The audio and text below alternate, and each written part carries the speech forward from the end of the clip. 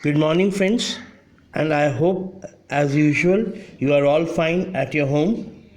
Yesterday, I started a new topic rather, India's external relations. This is a very important topic and very interesting topic also. So, whatever the relations are there with India and neighboring countries or any other country, that is India's relations with external relations. It is the main topic, right? External relation हमारी विदेश नीति क्या है, दूसरे देशों से हमारे संबंध क्या है. In that topic I told you basic concept. I gave you 13 concepts in which I want to repeat those important concepts for you again. First, it was Pandit Jawaharlal Nehru outlined the basic elements of India's foreign policy in his speech, which was broadcasted on 7th of September 1946. Then I gave you another point. India has always tried to maintain peaceful, friendly, healthy and cordial relations. I repeat, India has always tried to maintain peaceful, friendly, healthy and cordial relations with every country. Then I gave you another point. India's share in all-round developments of Bhutan is the maximum. Why Bhutan? Bhutan is a landlocked country, small country, and India's neighboring country, next neighboring country, you can say Bhutan.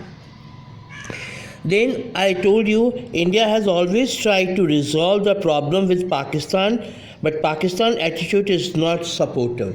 Still, it's not supportive. Right. Then I gave you another topic. We had a little bit confrontation. Then we sent IPKF, Indian Peacekeeping Force, to Sri Lanka. Then India and Sri Lanka are resolving, and they have resolved rather their problems with a positive attitude. We have to have always a positive attitude in our life also, in any type of relations also. Positive attitude you should develop. Okay. Then I gave you the meaning of foreign policy, in which I gave you the verdict of and the statement of Dr. Mohinder Kumar and Norman Hill, which he defines foreign policy as the substance of nations' efforts to promote the interest vis-a-vis other nations. So it was a recapitulation of yesterday's work. Now today, and I told you about Panchsheel. Panchsheel means Panch means Panch, Sheel means Shanti. 5 principles of Shanti, 5 principles of peace and cooperation. Pandit Nehru started this. Pandit Nehru formation 5 principles of peaceful coexistence among the nations of the world. Right, they were accepted first by the Chinese Prime Minister Chao En-li. The name was Chao En-li. These principles are known as Panchsheel. It could be a question for the final examination, that what do you mean by Panchsheel program? So Panchsheel, I gave you the answer also. Now, 5 points, 5 principles, and first principle was to respect the sovereignty and territorial integrity of each other. We have to respect each other's feeling. We have to respect, the territorial integrity and sovereignty. Then only peaceful coexistence should be followed. This was point number 1.